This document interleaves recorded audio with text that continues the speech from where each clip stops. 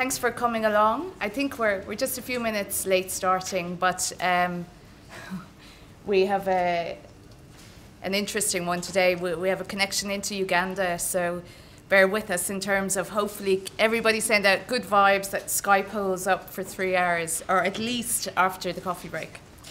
So you're more than welcome here this afternoon to the Irish Joint Consortium on GBV Learning and Practice Seminar on Measuring Change, Learning from M&E of Gender-Based Violence Campaigns, Programmes and Projects. This is actually the last L&P seminar of the year, which I know it's even a tight squeeze. Everybody's really busy in this the last number of weeks of the year, so appreciate you being here. And many of you will know the consortium, and you've been to many events, or you're members of the consortium. But those who don't know the consortium, we're basically a member organisation of 16 agencies, Irish human rights, humanitarian, development organisations, Irish Aid and the Defence Forces, and we came together in 2005, and it was largely around a lot of the GBV issues that were being highlighted in Darfur, and really felt that organisations, we need to really build up our own understanding around GBV and how to respond to it. So it's around strengthening our skills, our capacities within organisations. It's also around ensuring that we have policies and procedures and programmes within our member agencies to address issues around GBV, and also to monitor policy implementation to improve actions on prevention and response to GBV.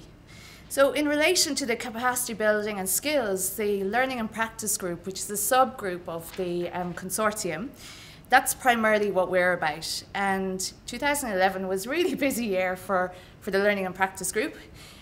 We had an event in January with Gary Barker, and he's a global leader, practitioner, researcher in the whole area around engaging men and boys on issues of gender inequality, and it was a fantastic learning event. We produced, finally, a learning brief based on that event, so please do take that one away with you. If you want to see that event, it was filmed, so it's on the website, www.gbv.ie. So it's a really good way to kind of get a sense of Gary and his perspectives, and he brings a really a lot of knowledge, and it was a great event. That was followed up in May with a full day, more like a training with Jean Ward, looking at GBV in humanitarian contexts. And it was something that the consortium felt for 2011 we really needed to start looking at, responding in fragile states, conflict situations, and so on. That was a really interesting day. Jean exposed us and brought us through some of the content of this handbook that was developed earlier in the year by the Global Protection Cluster, and she was very much behind the writing up of that.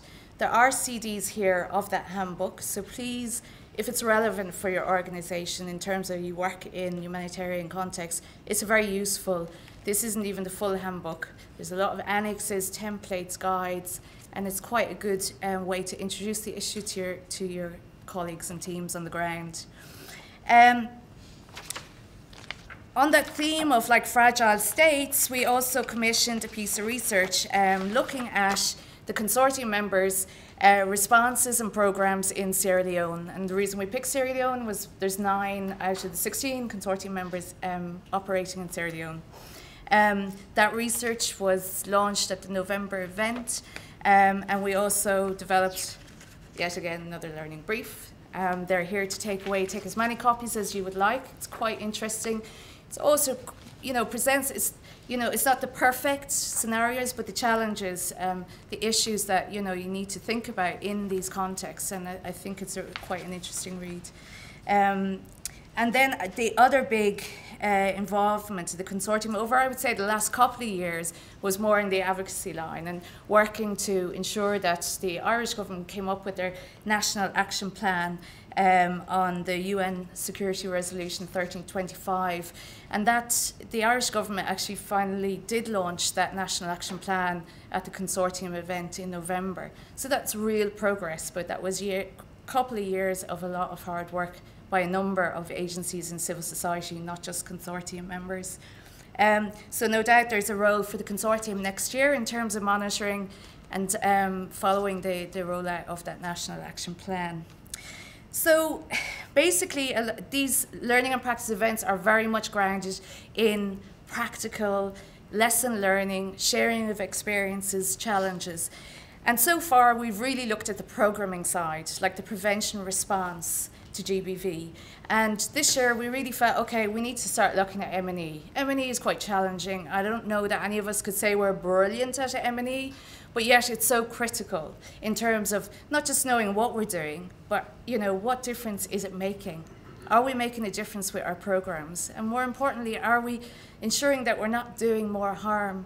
We're talking about issues of violence. It's a very sensitive issue, and I think we need to be really sure that what we're doing is really having a positive impact on people's lives.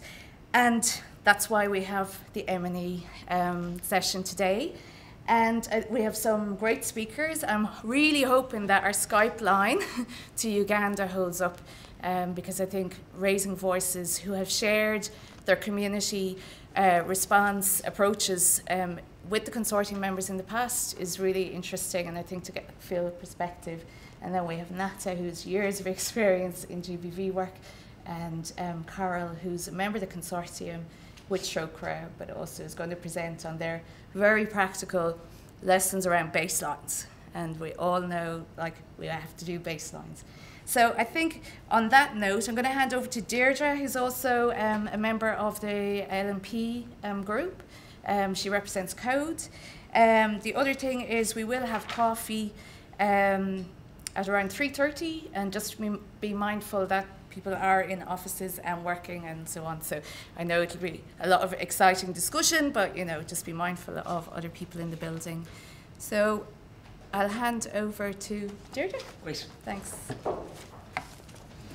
Thank you, Bernadette.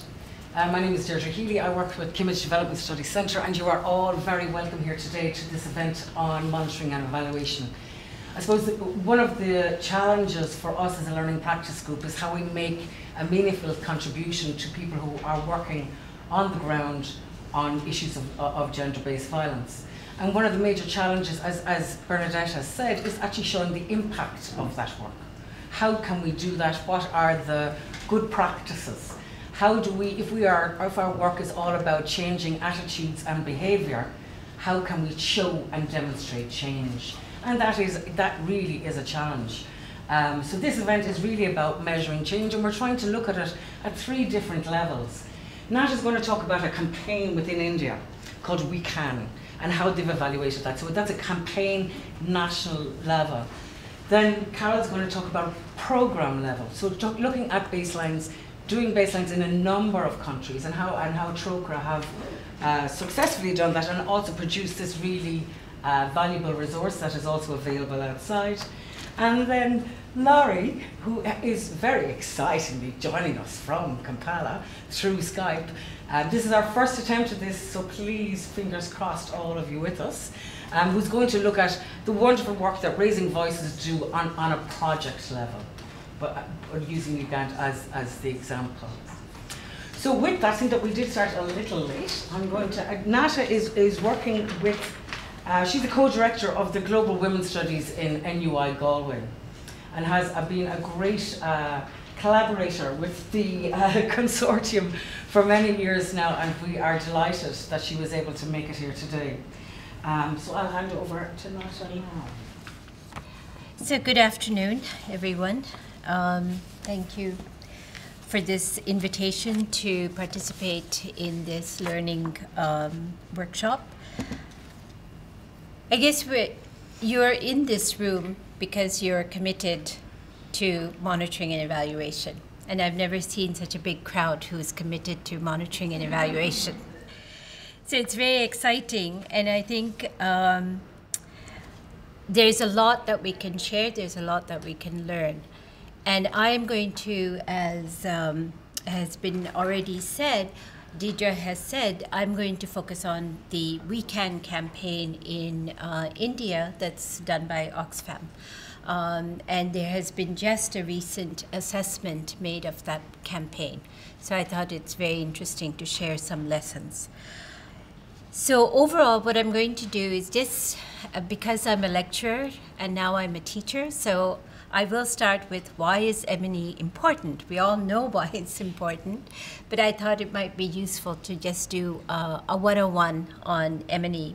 And then talk about the challenges for gender-based violence programs, and then we'll turn to a focus on the Oxfam Global Campaign and the evaluation of the campaign, and try to draw some lessons, okay? I think one thing that we should always remind ourselves, because this gives us hope, of how much progress has actually been made over the last couple of decades because of the variety of stakeholders and organizations like yours that are in the room. The efforts of organizations like yours has actually made a concrete difference in our understanding of gender-based violence and creating a certain commitment, political commitment, to addressing gender-based violence. So I think it's important to mark the progress that's been made, because we tend to sometimes always focus, oh, it's still a big problem, not enough has been done. So what we see is that over the last 4 decades, gender-based violence is no longer something marginal. It's not any longer hidden in the recesses of culture. It has come to the fore. Laws have been passed on violence against women, or domestic violence, or gender-based violence. I mean, because we know that gender-based violence is actually a continuum of forms of violence in nearly 125 countries. That's quite significant. That given that maybe 3 decades ago, it might have been 10 countries that had any kind of legislation on violence. So I thought it was important to begin by showing you how much progress has actually been made. Also, countries have national action plans, and nearly 86 countries now have baseline data, either through the DHS or through other national studies. I've just come back Sunday from Vietnam, and Vietnam had its first national study on domestic violence last year. And that national study has brought rigorous information to show that the prevalence of violence in Vietnam is 38%. 38% of women have experienced either psychological, physical, or sexual violence in their lifetime. 38% is a fairly high figure, and this has really sent a certain ripples in Vietnamese society, with both the government of Vietnam and, more importantly, the Communist Party of Vietnam now recognizing that violence against women is a very serious issue, that they cannot keep it under the carpet anymore. And this data, the UN Women and UNFPA are the partner organizations in Vietnam. They actually had a lot of advocacy campaigns with members of the National Assembly. And members of the National Assembly just recently had a session in which they rigorously questioned the government. What are you doing? Where is the National Action Plan? What resources have you committed? Etc. So that's a very significant move. And now the government has said that they're willing and want a costing study. So there is going to be a study on estimating the costs of domestic violence in Vietnam. And I'll be working with the UN Women to do this study. So this shows you that even in countries that seem to be behind big barriers are actually moving significantly forward. And there is also a new impetus that has come with the Secretary General's Unite campaign, which is really beginning to push forward the criticality of allocation of resources. That it's fine to have the laws, it's fine to have national action plans, but if there are no hard cash behind all of this, there's going to be no movement forward. And so in the Unite campaign also, the emphasis has now shifted towards actually having rigorous costing exercises, costing of service provision, costing of the consequences of violence at the household level, and doing gender analysis of national budgets to see what are the actual resources being allocated. This is really a new movement that's happening at the international level, which I thought was important to share with all of you. Okay, so why is it important to have M&E? So with the increasing momentum to address gender-based violence, we really need to demonstrate what works, what is effective. And not only what is effective, we need to also show what is cost-effective. Because increasingly, with the declining financial resources, we're going to be in a financial crisis. The recovery is going to take much longer than any previous financial crisis. So there's going to be increasing pressure to demonstrate cost effectiveness. And that's why I think there's this now international attention on costing studies.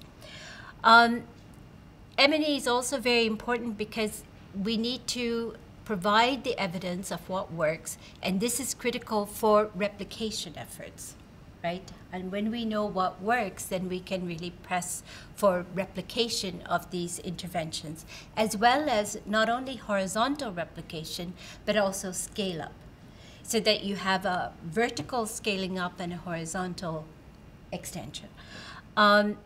And this is important because we know that gender-based violence has to be addressed through multiple sectors and multiple levels. So we need replication that's horizontal, that cuts across all the different sectors, and we need vertical scaling up because it needs to go through all the different levels. And increasingly accountability and NGOs are being now held accountable more and more. Accountability actually requires that we understand and can demonstrate that we're implementing efficiently. And so this is why monitoring is absolutely important. And we need to be able to demonstrate both outcome and impact. In fact, most of the existing studies that we have don't really do impact. They do some outcome. They do monitoring, and evaluation tends to be both output monitoring and then a little bit of outcome evaluation, but very little impact evaluation. And impact evaluation obviously it's a beast of another kind. It's very costly. It requires a very rigorous, extensive design, and so impact evaluations are not done that often. But it is important. We should be beginning to thinking about how do we move from just outcome evaluations to impact evaluations. And as Bernadette pointed out, we really need to do monitoring and evaluation because we need to identify, highlight unintended consequences, because our interventions may itself be doing greater harm. And therefore, a good monitoring and evaluation system it facilitates a kind of an early warning system if there's something going wrong within the intervention that's actually creating unintended consequences. And monitoring and evaluation is not just something that happens at some point at the end of a project, but it is something that's woven into any intervention through all of the stages of the intervention. So from program assessment, where you begin to identify what is the information, what is the situation, what is the phenomenon that needs to be addressed, what's the problem to be addressed. to thinking about how to address in the strategic planning, to designing the actual intervention, and through the implementation and monitoring of as the intervention unfolds, having a complete system, well-designed system that will make sure that you're reaching your milestones, that your outputs are being realized, etc. And then at the end of that, to have the evaluation. And the evaluation then again feeds into program assessment. So it's a cycle, monitoring and evaluation and project implementation, program design are all interrelated. It's not something separate activity that's done at a certain time point T, but it starts with time 0, okay? That's just, I think it's very important to absorb that, because we tend to think, oh yes, it's more important for me to address the problem right now, to have the most effective intervention right now, and I'll worry about the monitoring and evaluation at a later stage. But that's not the way that effective monitoring and evaluation would occur. So what are some of the challenges, specific challenges of gender-based violence programming for doing effective monitoring and evaluation? Because we know that gender-based violence programming is this multi-sector and multi-level. It's very complex. It's not one single thing of providing one dose of medicine to X number of people, and that you can simply assess what is the impact or outcome of that. But it requires multiple interventions. So it's really hard to separate the contribution of the multiple strategies. So that's one big challenge in gender-based violence programming. It's also that there is usually a lack of investment in rigorous evaluation. And donors are part of the problem, because at one level, they want the results, but they will not give that additional funds that are required to have an effective monitoring and evaluation system. And if you're doing it on shoestring budget, then there's very limited kind of documentation that will happen. As Carol will tell you, baselines are expensive. They're not simple things to do. Or training your staff to have the skills of documentation, proper documentation, which is the ongoing information, is also expensive. So because there's not that much funds, there's not that much investment in rigorous evaluation. And rigorous evaluation, if you want scientific rigor, then they're very complex designs that have to be actually implemented, and those are expensive. So there's very little large-scale evaluations of most gender-based violence programs. They tend to be very small-scale efforts. The other big challenge is that there is really non-standardized GBV definitions and indicators. And I think all of you in the room know the challenge of trying to define gender-based violence, trying to identify what are the really effective indicators or appropriate indicators to say that change has happened. And so this non-standardized definitions and indicators, the lack of standardized definitions and indicators, also creates a problem in terms of comparability of data. Even though we have national, it's only in the last 15 years, especially with the WHO multi-country study, that we sort of are moving towards even a common definitions of physical, sexual, psychological violence. We have some standardized methodology for how we go to households and collect that information, so that we can begin to have some confidence to say, well, the prevalence rate in Cambodia is 35%, and the prevalence rate in Uganda is 64%, and that it has some meaning. But we still have the problem of comparability of data.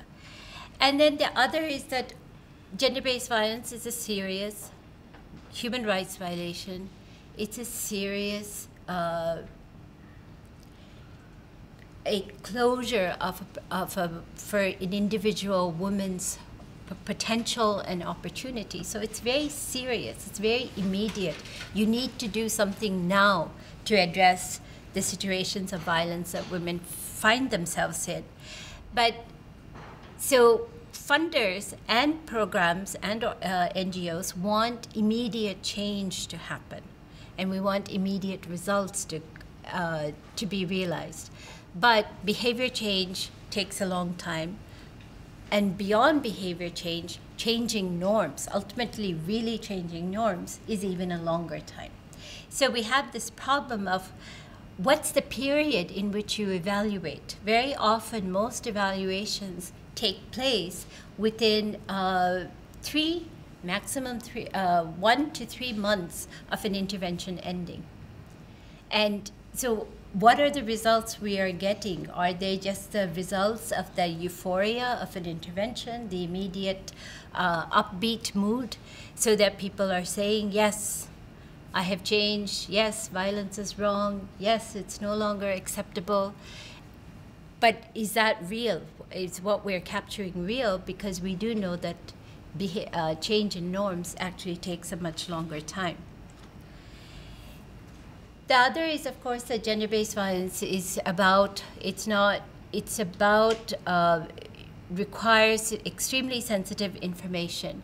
And it's about also hidden forms of violence, such as homicide, trafficking, or female genital mutilation. And in many of your evaluation studies, we are going to households and asking for self-reported behaviors. And given that the information that we're seeking is so sensitive, there can be a significant underreporting. There could be also, what we see is that there's underreporting at the baseline, and then there may be actually the intervention allows people to talk about violence, so there may be actually increased reporting. So you would have the result that your intervention actually has contributed to increasing the prevalence of violence.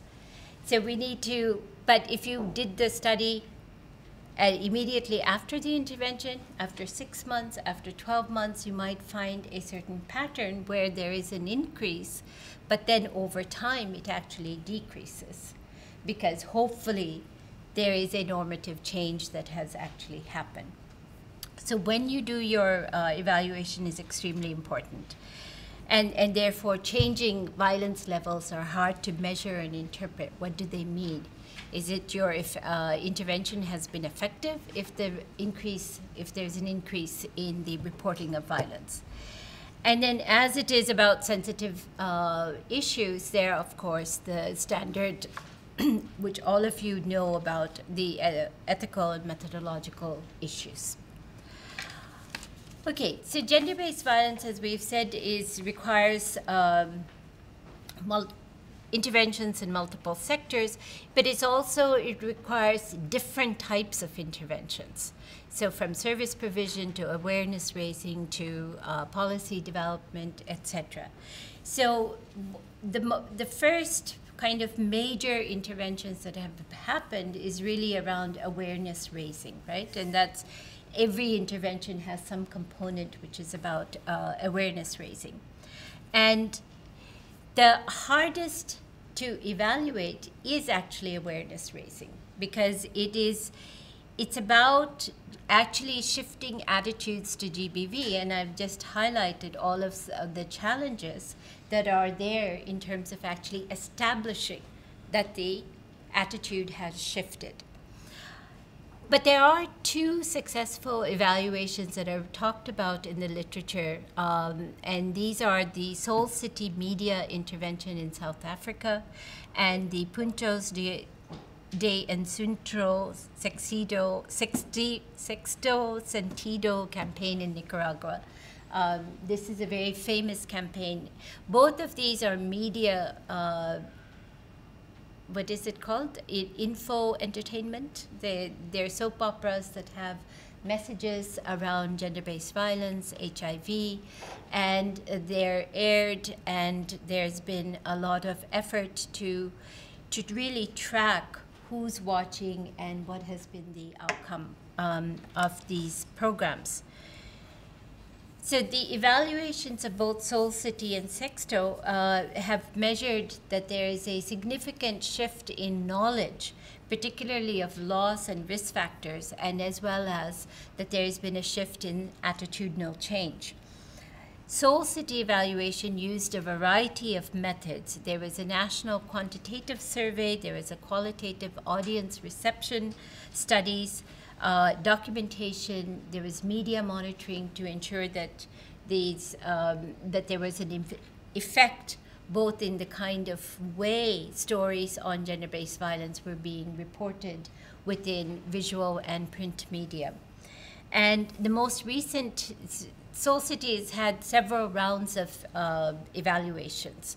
So the most recent evaluation, which evaluated their programs that had the links between gender-based violence and focused much more on HIV, that more than 61% of the population in South Africa had seen these shows. And they have shown that there was actually increased HIV knowledge and behavioral change in terms of reduced partners, increased condom use, and reduced transactional sex. So that this campaign was proven to be very, very effective. An interesting finding of the Soul City evaluation was that the change that occurred was more significant among young men than it was among young women. And this is something that's coming up in quite a few evaluations. The evaluation we did of the stepping stones in South Africa also showed that the change was far more significant among young men than it was about young women, than for young women. And I think that's because young men live in a social context where they still have the capacity and the right to decide, whereas young women are still within a constrained social context. They do not have the same degree of power in terms of independent decision making. And that's something I think I'll come back to when I'm talking about Oxfam's campaign. And then in terms of the Nicaraguan program, they also did an evaluation which had an innovation which I think is worth thinking about, that they took a kind of a longitudinal approach, so that in 3 representative cities, they took a cohort of individuals who first saw the programs and followed them through the cycle of the intervention. So from at pre, mid, and post. And this is also kind of extremely important because one of the problems that we have is that we don't know, if you do just a baseline survey, pre and post, you have some sample at pre that say these are the attitudes within this particular region. Post, you have another sample and they say that these are the attitudes, and you measure the difference and say that there's been a change. But you really don't know that it is individuals, the same individuals have changed. And that's really what's needed to sort of really establish that this is the contribution of the program to create this change. So in Nicaragua, the innovation that they brought in was to have this longitudinal approach. And they also had surveys of baseline and midline and post among the general population. But they did follow one cohort through the cycle. So they combined the two and triangulated the results. And then they used a variety of multivariate and multi-level analysis to show the change that happened. And again, similar to what was found in Soul City evaluation, they did show that there had been a shift in the tolerance of violence. There was a shift in terms of behavior change, particularly in terms of, this also was HIV related in condom use. And both interventions have also did costing. and they both showed that they were extremely cost effective. So, for example, the cost per adolescent or per young viewer of Sexto in Nicaragua was 4 cents per episode, or 60 cents per season of 15 episodes. And the cost per viewer of the 3 seasons, they ran it for 3 years, worked out to roughly $1.80. So you have a change that happened within the viewership that was, 15-20% change, and it came at the cost of $1.80 per viewer over the 3 seasons. So it showed that it was extremely cost effective. And so there's been a tremendous interest in media campaigns as a cost-effective way of reaching large populations, that if you have repeated messages within the soap operas, that it really does have an impact, and it makes a contribution in terms of particularly around the attitude about the tolerance, the acceptability of gender-based violence. The behavioral change is a bit more, I think, dicey, but definitely the shift in terms of acceptability is there. Now, the evaluations that have been done so far have been very good. They've incorporated certain innovative elements, and they have established that there's the extent of change. But the Soul City and the Sexto evaluations as designed did not really capture the depth of change, the sustainability of the change, nor the how of the change. How does it happen that you watch some program and you change? And we need to understand that how. And so these evaluations are very good in terms of they establish the degree of change, but they don't really tell us much about the process of change. So what were the processes by which change occurred? What were the triggers for the change? And more importantly, these evaluations established that there is a shift in knowledge and attitudes and individual behavioral change. But the missing piece in all of this, in our knowledge right now, is how large campaigns can actually change individual action or trigger individual action, and how does individual action actually trigger collective action. Because what we need is not just 1,000 young men in Nicaragua say that violence is not acceptable, but what we need is a shift in the social context.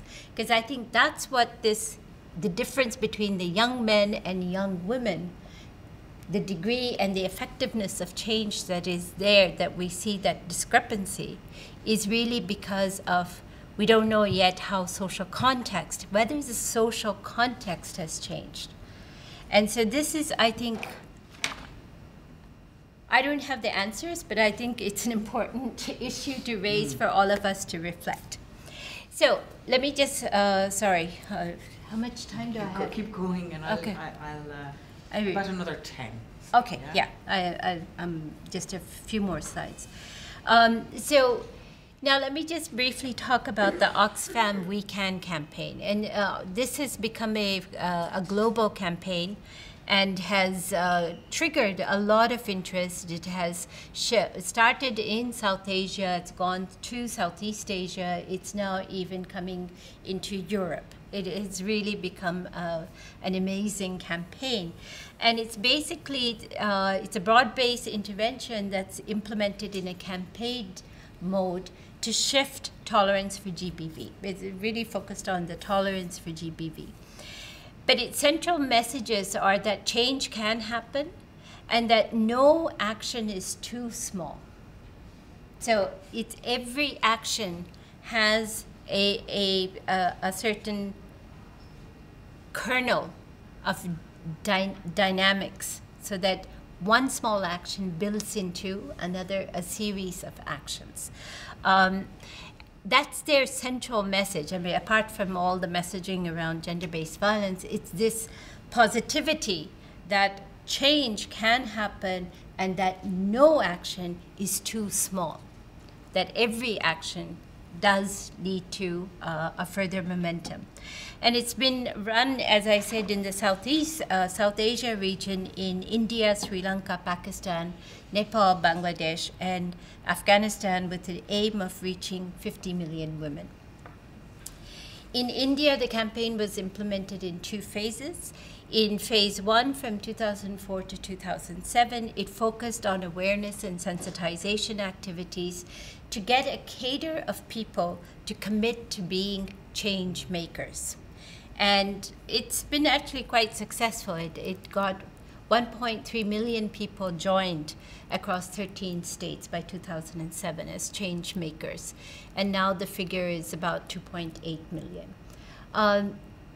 This is important, and these change makers are not just women, they're men, women, young boys, young girls, people in all kinds of occupations and sectors, rural, urban, different castes, different religions. So it's a broad swath of the population, across the population. And in phase 2, what Oxfam decided was that it was very important not just to get a huge numbers of people committing to be change makers, because people can commit just as we see governments commit, but then that they don't transform that into action. So the second phase focused on really re-energizing the change makers, interacting with them intensively to begin to document actions, so that there would be a kind of a momentum building up in terms of changing the social context. And the way they did it was also celebrating actions. No matter how small an action, there was a newsletter that would celebrate these actions, and it was celebrating success. This, I don't know in other countries, but in India, this has been an extremely powerful way of mobilizing change at the community level. And this, we saw it in the literacy campaign. We saw it in the anti-alcohol movement in Andhra Pradesh, where it was literally stories of small campaigns and changes being written up in the literacy primer, then became the vehicle for large numbers of villages and groups in villages to actually reflect and say, if they can do it, why can't I? If they can do it, why can't we? So celebrating success and communicating success is a very powerful way of initiating change at a community level. The campaign had a very interesting conceptual frame that underlay the campaign. And it was based on 2 frameworks, Gladwell's tipping point and raising voices, Laurie, raising voices, stages of change theory. Gladwell argues that social change has 3 principles, that there are few critical carriers of messages. So you have the connectors who have large social networks. You have the mavens, or who are the subject experts, who have the information. And then you have the salespersons, or the motivators, who are, those kind of very charismatic individuals who can actually motivate people. So it's these carriers have to be identified and interconnected. That creates then a much broader change. And that the law of stickiness, or that there has to be repeated communication. The message can't be told once, but it has to be repeated. That's what the soap operas do. They repeat the message in different ways, in different forms, but always repeating the message.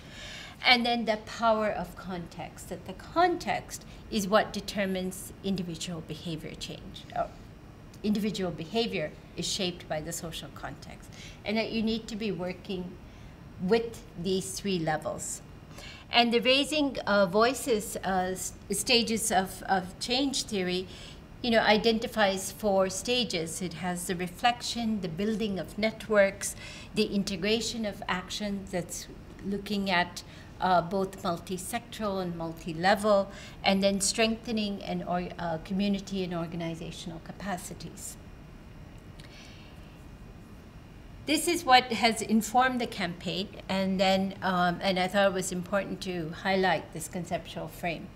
So the questions of the evaluation were: in what ways has the campaign contributed to the deepening of change among all change makers, the ones who first committed? What is the collective shift in attitudes and beliefs within the change makers' circle of influence? The change makers are ones who commit to change, but then they commit to change and saying they will do a set of actions, that they will inform their peers. And then how are community attitudes to violence against women being influenced by the campaign? Why I wanted to look at this evaluation is because it is quite innovative. And it has some interesting pieces that I think are, I wanted to share. First is that they adopted a kind of a quasi-life history method to underline the study, and then because they wanted to understand the subtleties of the deepening of change in the change makers. So they interviewed change makers and actually did kind of a life history. But it was the life history of their start point of involvement within the campaign to where they were at that point. So they explored the key chapters of the change maker's life to understand the individual journeys of change and where and in what context the campaign had entered his or her life. This is very important because, as I said, we never know, we don't know when we don't pay attention to the process of change. We just keep saying we have change.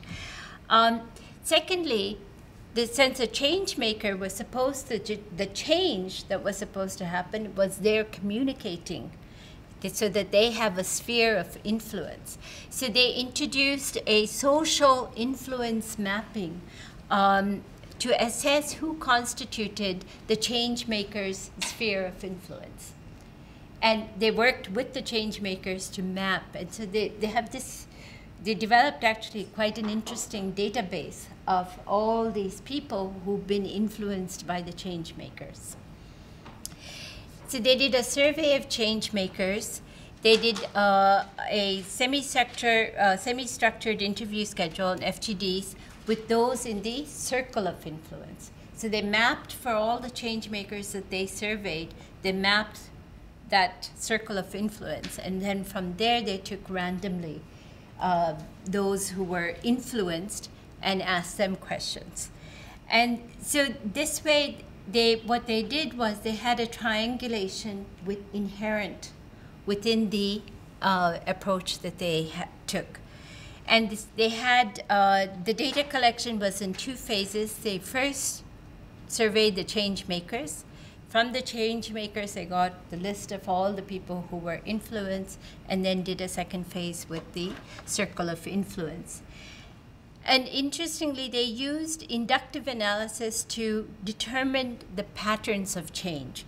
And this was really important because they were emphasizing the context. They weren't going in with preconceived categories. And then they developed the categories of change makers and said, from the data that they had, these were the categories that emerged. One was deepening change in action. These were change makers who actually had the most understanding of hidden forms of violence. So, you know, that they moved from just the physical, sexual, and psychological violence, but actually began to identify other kinds of practices that are actually violence. So that they had a deepening understanding of violence, that they had a range of acts and actions that they did, that they openly spoke, that they took actions, that they provided support, etc. There were other change makers who had some deepening understanding, but very little action. So those are like the the government bureaucrats who we work with, and they get sensitized and they'll have a good understanding but very little action. And then they had no deepening of change and very little action, no change. And then there were a few change makers who were less than 6 months. So the insights that came from this study is that the evaluation methodology here is quite innovative. It's moving away from a traditional pre and post. And that's what I wanted to highlight. By focusing on the journey, it highlights more accurately the degree of change than a pre-post model. By including the circle of influence, it tests the change makers' stated changes. So you're getting triangulation of data by looking at those who are supposed to have been influenced. And I thought that was very powerful. Gives a deeper understanding of the nuanced shifts and thus helps to identify the areas where work is still required. So that even with the change makers that had deepening change and action, depending on the context of some of the statements, there was still an acceptability that a slap here and there in particular contexts is acceptable. It's still, it's not seen as violence. So they highlighted how this was still a very sensitive area that has to be changed. But of course, the limitation of the way they have done this study is that attribution is not possible. But it gives a good sense of the whole process of change, but you may not be able to actually give attributions. My last slide. Good. Okay. So the lessons for M&E is that basically different methods are possible. We shouldn't be limited that there's only these 2 or 3 models and that's all we can do. Depending on the context, depending on the purpose of your evaluation, different methods are possible. And 2 is it highlights the importance of actually having really good documentation and building database of those who participate in the intervention. One of the big problems that they faced in doing the evaluation was that the change makers were, in waves signed up, and none of the Oxfam central, local did not keep any proper database on who is it that was signing up as change maker. We usually have lots of workshops and we don't keep database on who is participating. We're not able to follow up sometimes with the very people who've actually participated in your interventions. And so they had, it's really, really important to have good documentation and to also pay attention to developing databases through your intervention. And then documentation of case studies as the intervention unfolds is also equally very, very important, because it's that qualitative data which can be used to triangulate at the end the qualitative and quantitative data that you will get in the evaluation. Okay, that's it. Thanks. Thank you very much, Nata.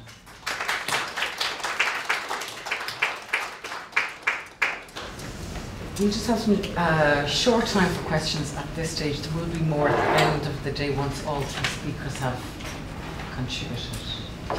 Would you mind just introducing yourself before you ask the question, please? Okay, Melanie Huber, UCD. I just have a comment, actually.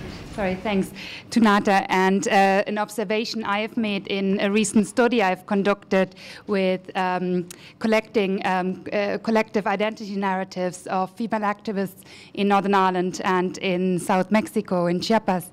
And what I've seen is exactly what Nata was saying. Some areas of change are not discovered, because when we do gender-based violence work, or when we do awareness work or trying to tackle the problem, what we don't see is identity change who has happened through social mobilization processes and is locked into a certain area, for example, in the private sphere, and an increase in violence following, etc., is often been seen as a problem, and that can have a very big disempowering function for the activists. So I think a multi-level approach is extremely important, and looking at how are people perceiving themselves as well in the conflict, so identity analysis rather than just statistical data. Okay, thank you. I think that's been one of the main, huge challenge of GBV programming and monitoring and anything to do with GBV is that so much of it does happen within the private sphere. And that is, that's the nature of it. Any other questions? Go ahead. Yeah, my name is Kai McShare from Concern.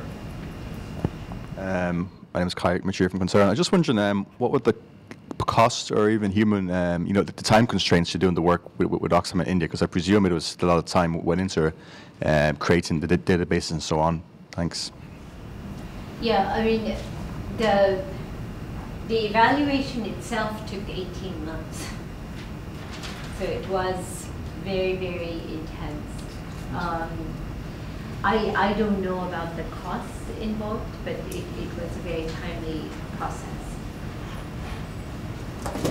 But if they had, one of the reasons why the evaluation took so long is because they didn't have the database. They had to go back into different areas and identify the change makers, try to get a complete list as possible so that they could actually do a random sampling. And can you tell us if you know if the evaluation itself actually changed the program? Or had a change in how they progress the program from now on? I mean, if you're you must, what are the results? Yeah, how have the results impacted on the program? Really? Yeah, I mean, I don't know that, but I would assume that it would have had. Isn't there someone from Oxfam here? I thought Oxfam. Yeah, I'm from Oxfam, Ireland, but we're running WeCan. Hello. I'd like to disclaim being an expert on the WeCan campaign. My only involvement has been in terms of funding our work in Tanzania for WeCan. So the South Asia programme I'm not overly familiar with, so I'm not sure how the monitoring and evaluation from that programme influenced how it developed.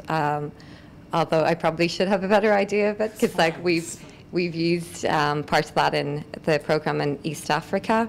So that's influenced, I think, how the stages of the campaign in terms of institutional engagement with change makers in institutions. But no, I can't really give you more than a bit of waffle. But it'd be great if you could find out and bring it back to the group. I've made the notes already, get the evaluation. Hi, my name is Anya and I work with the DTALK program. I suppose, okay, what I'm thinking is that the assumption is somewhere that the process that the effectiveness of the change makers is linked to their personal journey that they went through as part of the program. And so that's really important because that doesn't get measured. But then did the evaluation link or make any assessment of what are those processes that people need to go through to be more effective change makers? And then was that linked at all to any quantitative changes that there was a decline in violence, or you know what I mean? Like, what are those personal changes that people need to go through to become more effective?